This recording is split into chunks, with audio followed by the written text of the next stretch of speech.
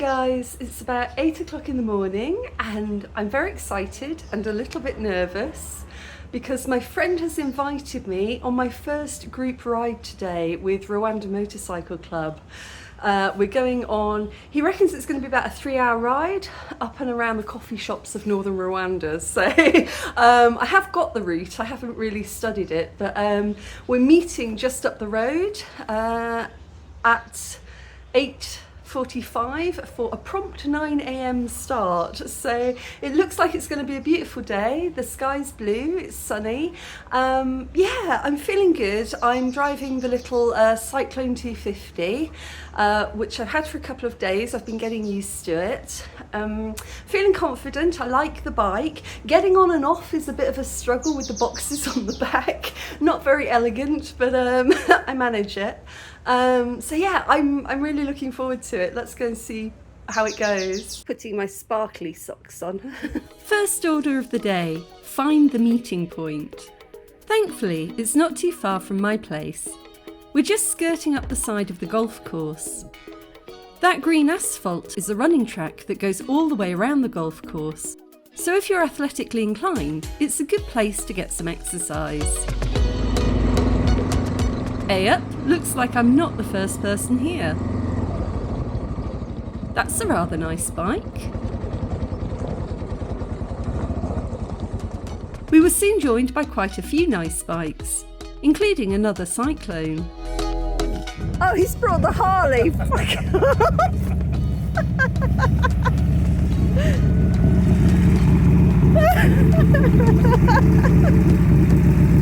Here's our tour leader arriving on a Ducati.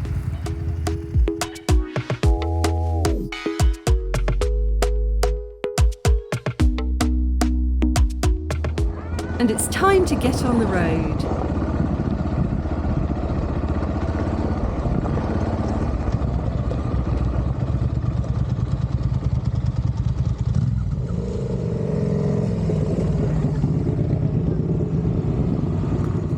So this is kind of a big deal for me because I'm still a baby biker.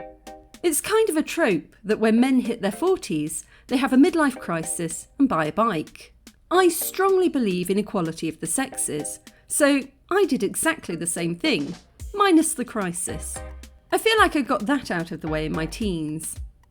I approached several driving schools, but it was really difficult to learn in Rwanda because I couldn't find anyone who was really confident teaching me in English. Many of the places I tried just didn't reply. That's about the time I found Dominic's rental business. I asked if he'd teach me the basics, and he said sure. Originally, I was thinking about buying a scooter, just to trundle about town. I was thinking something like a TVS N-Talk. But then I gained a bit of confidence and decided that I wanted to learn to drive big bikes. To be able to drive a full-blown motorbike, I needed to upgrade my driving licence, so I went back to the UK to do that. Rwanda doesn't have the same categorisation of bike licences as the UK. They class 125s and big bikes as the same thing.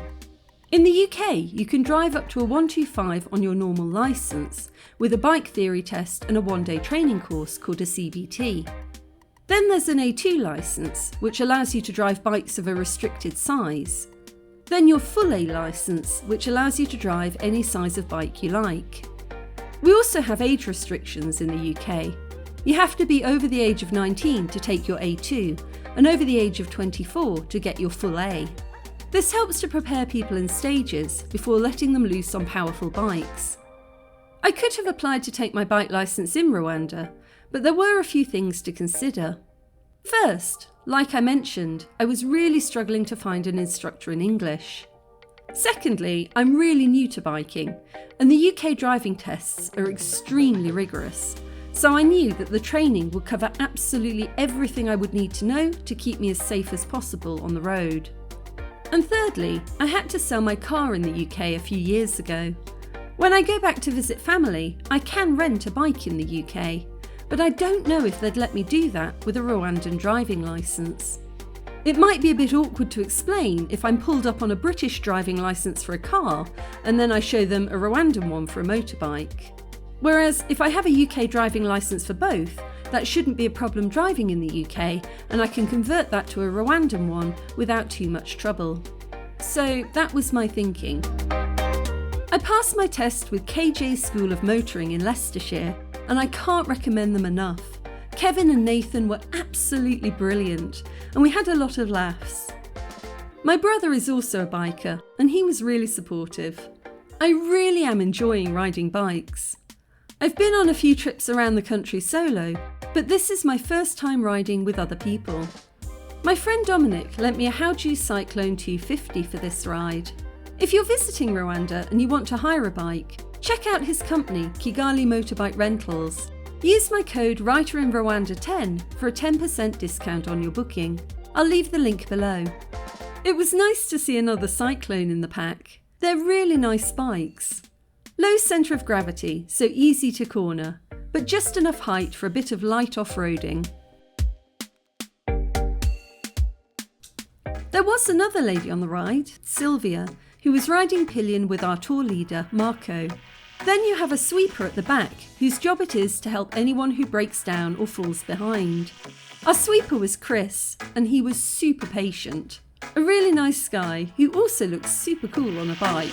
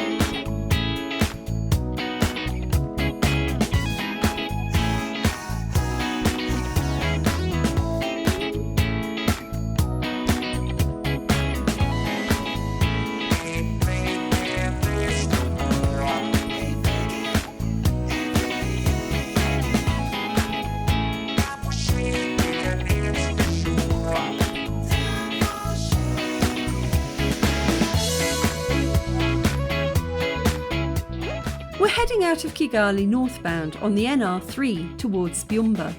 This is not a road I know. Usually, if I'm heading north, I'm heading to Gisenyi via Musanze. So I'm not too sure what to expect on this trip, but very much looking forward to finding out. If you keep going on this road, you eventually reach Uganda.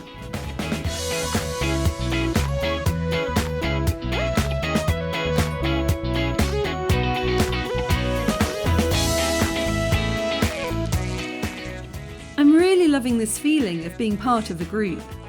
It's fun to see everyone riding up ahead and then glance in my mirror and see a tail of bikers behind me. And it's such a beautiful day, gorgeous blue skies.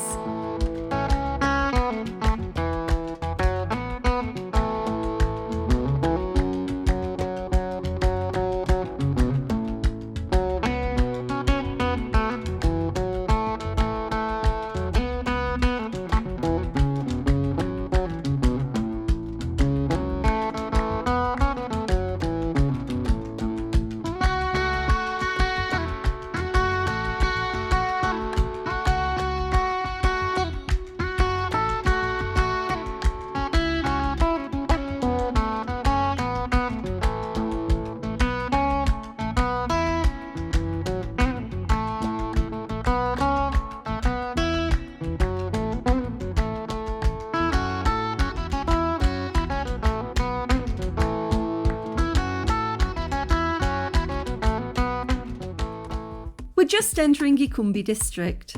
Lots of people out and about today.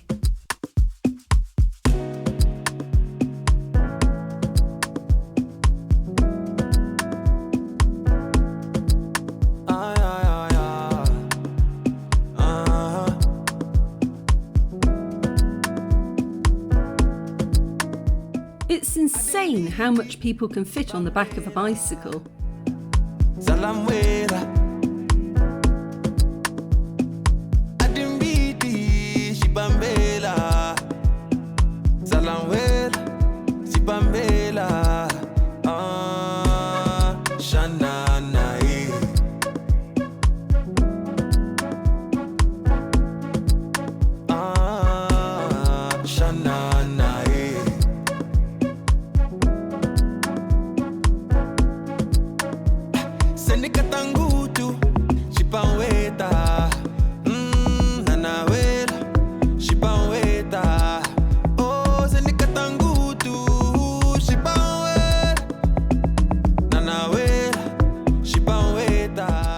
Okay, this is where the fun starts, heading up into the hills.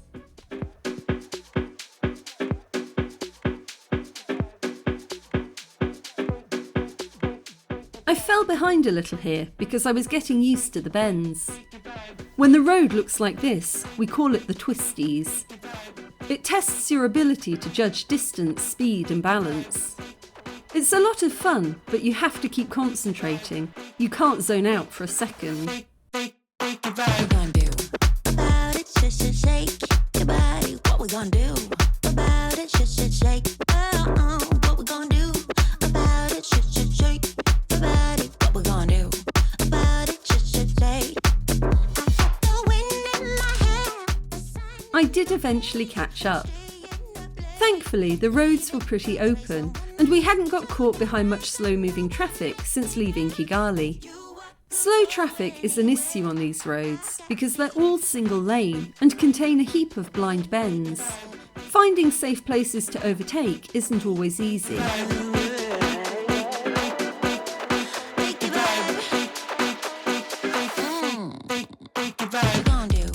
Oh look, there's a bike up ahead. What you gonna do about it? Shake. What we gonna do about it? Shake your body. What we gonna do about it? Shake.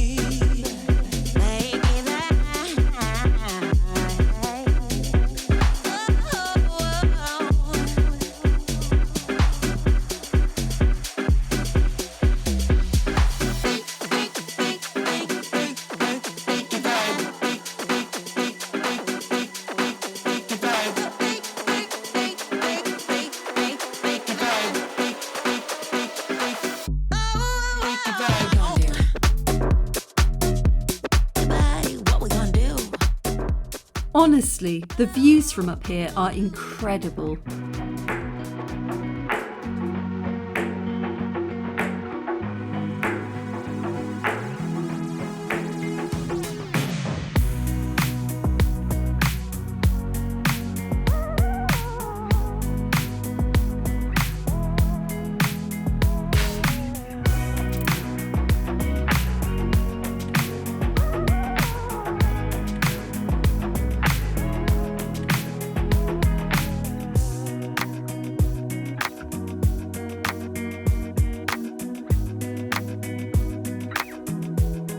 We're just passing through Rukomo, turning west on the NR19.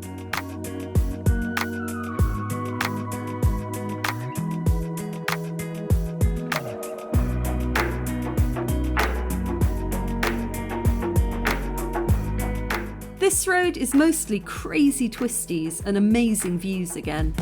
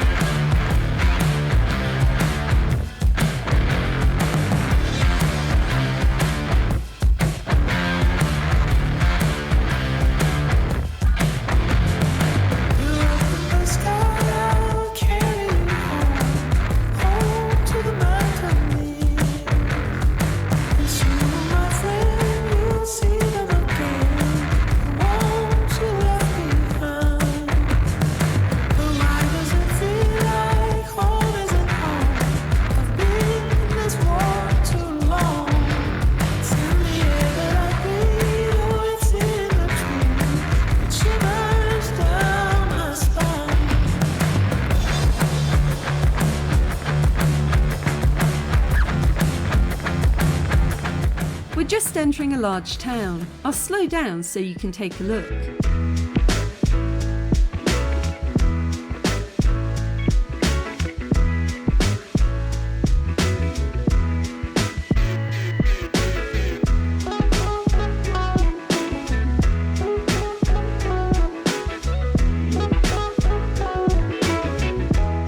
I got a bit lost here. I couldn't see the guys up ahead, and I wasn't sure if they'd stopped in town for coffee. We were supposed to be heading for a cafe, but we hadn't passed anything along the way, so I thought they might have pulled over. I got a bit distracted looking for them, so Dominic took the lead and gave me someone to follow. I definitely feel a lot more secure when I'm following somebody. It gives me a better sense of speed and how to approach the corners. It's also really fun watching people react to the Harley going past. It sounds like a lawnmower. I saw one guy almost fall off his bike turning to look.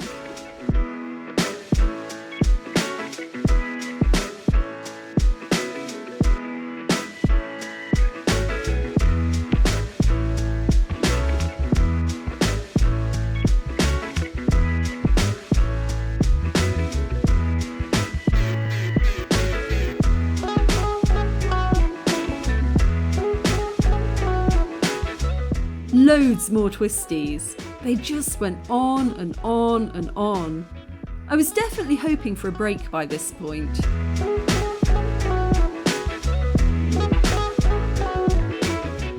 So earlier in the ride, I was so busy concentrating that I didn't notice everyone else had pulled over for a chat.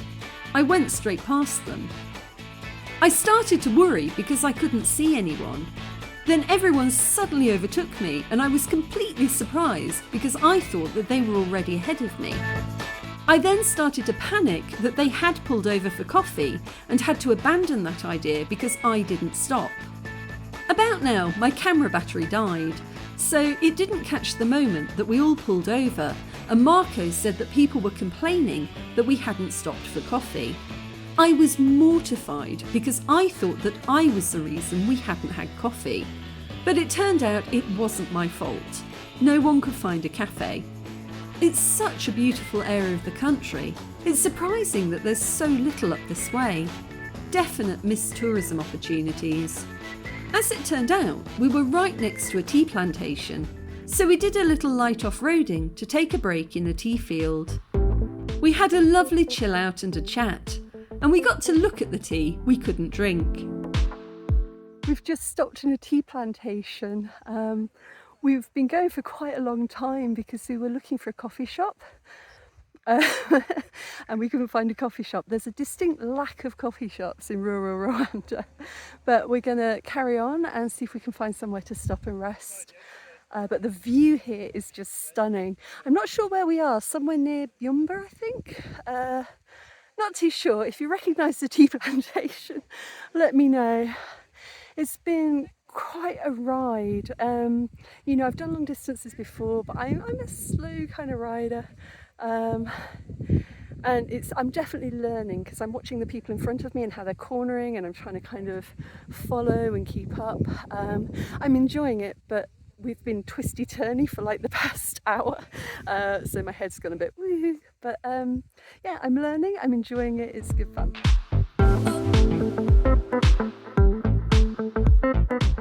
But it was soon time to get back on the road.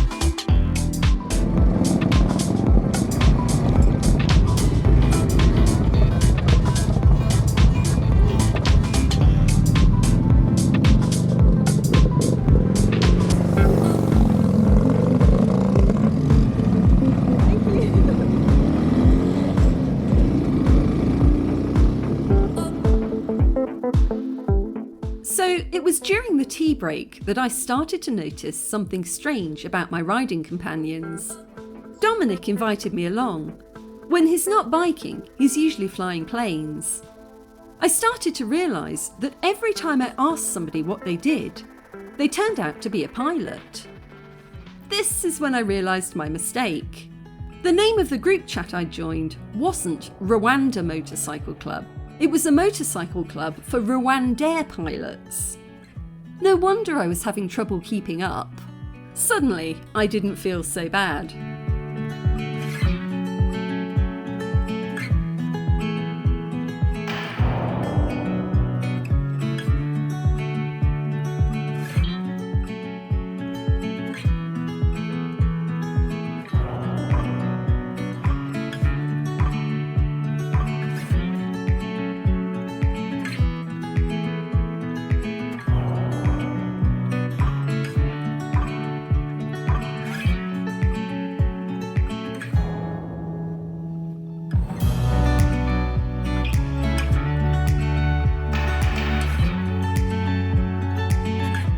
I really do love this part of the ride, where we're all just in formation. It didn't last too long though, and I got pretty confused. We were given one rule before we set off that morning. The one rule was, don't lose the rider in your rearview mirror. So you should always be able to see the person behind you so that we don't lose anyone. Let me just explain. I'm British. If you give me an instruction, I will follow it to the absolute letter.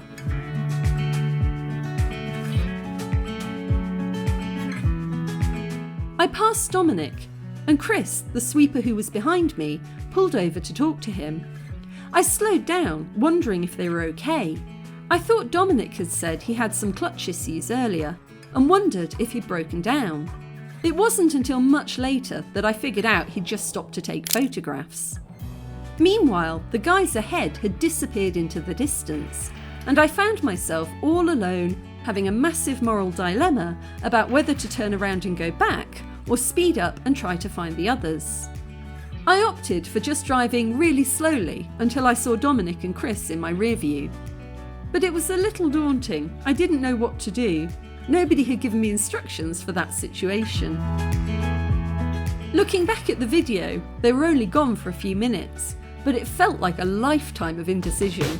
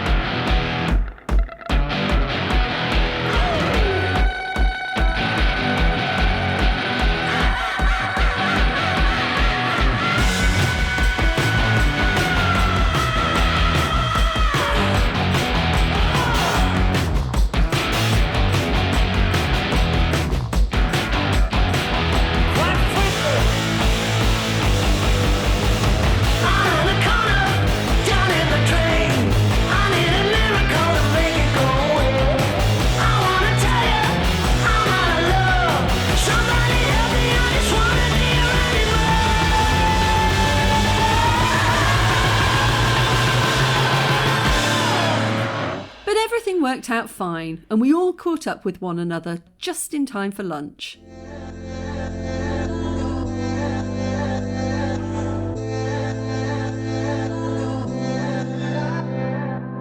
We sailed into Nangarama, which is a pretty famous service station about an hour north of Kigali. If you want to see more about that, check out the ride I did to Gisenyi. I'll leave the link below.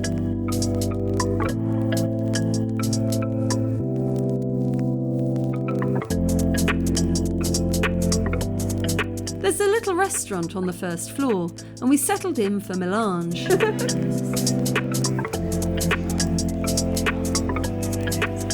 So this is quite a standard melange. You've got a soup starter if you want it. Then we've got rice.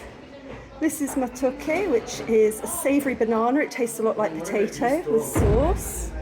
Then we have some potatoes. A lot of starch and carbs in melange. We've also got noodles. And then you've got green beans and amashaza, which are peas. And then we've got, I think that's cabbage and some beans and chips. And at the end we've got some, I think that might be goat or pork, and some gravy. And in the last one, that looks like beef. So yeah, this is a really, really standard melange. It only cost 4,000. Pretty good rates, and there's a nice bathroom at the back. We even got to watch some goldfish.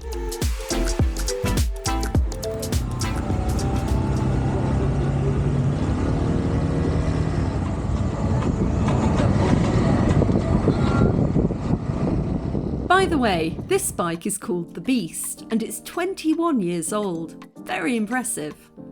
The guy who owns it, Flavio, was the only other biker who wasn't a pilot. He runs motorbike tours here and in Ethiopia called Africa Riding Adventure Tours. I'll leave his link below. Aren't we a pretty bunch? Once everybody had fueled up, we got going again.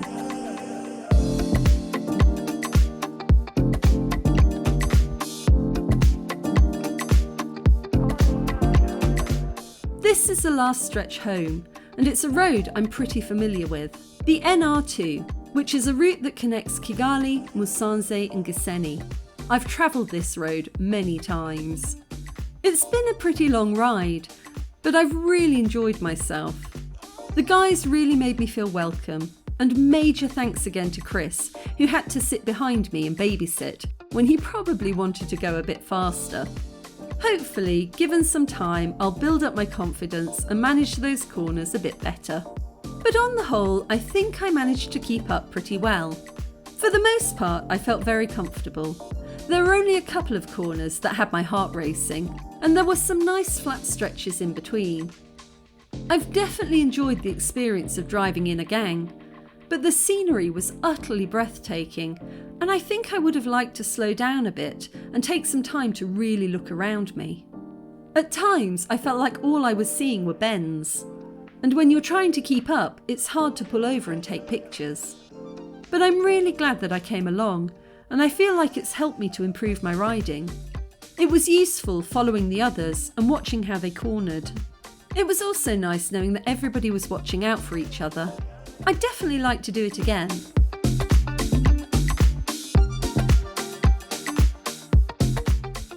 We pulled up for a quick photo shoot.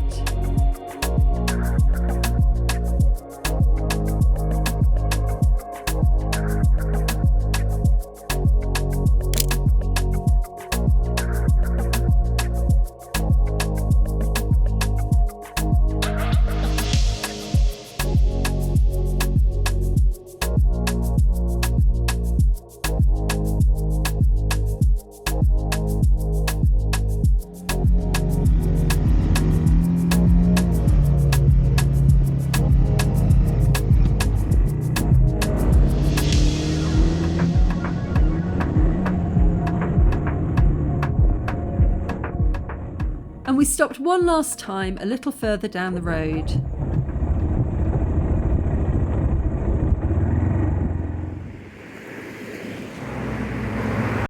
And here we said our goodbyes.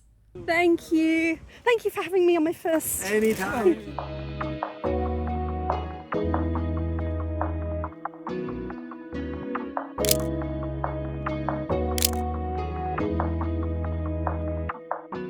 It felt weirdly a little bit emotional, but that could have been heat stroke.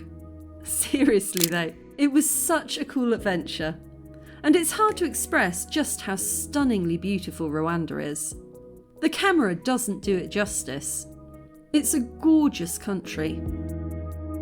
And I know I complain a lot about safety on the roads here, but on a day like today, there's hardly any traffic at all. Just you and the open highway.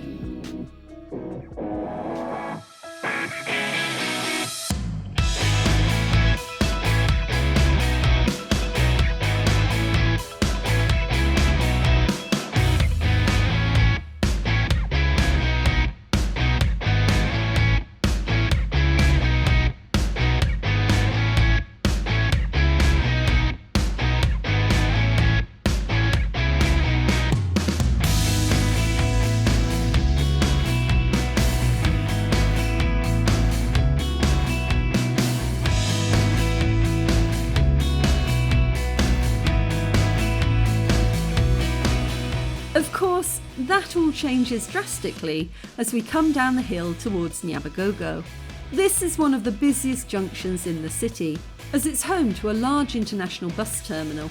Today seems slightly saner than normal, but it's still a bit of a shock when you've just come down out of the mountains. It's a reminder why we all need to get out of the city more often.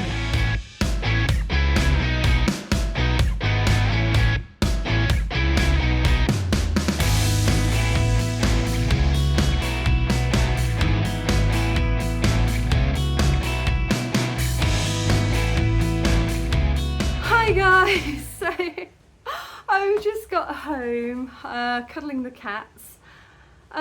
Wow, it's 3:10 in the afternoon. Dom said, yeah, it'll just be like a slow 3-hour ride. We'll stop for coffee. That is we set off at 9, so 10, 11, 12, 1, 2, 6 hours we've been riding. There was no coffee shop anywhere because, and we didn't stop until we came back down through Nangarama, which is a really famous service station. If you want to see Nangarama up close, I always say it wrong, I'm sorry, but if you want to see that up close, check out my video about the time that I drove to Giseni, which took about half the time that today has.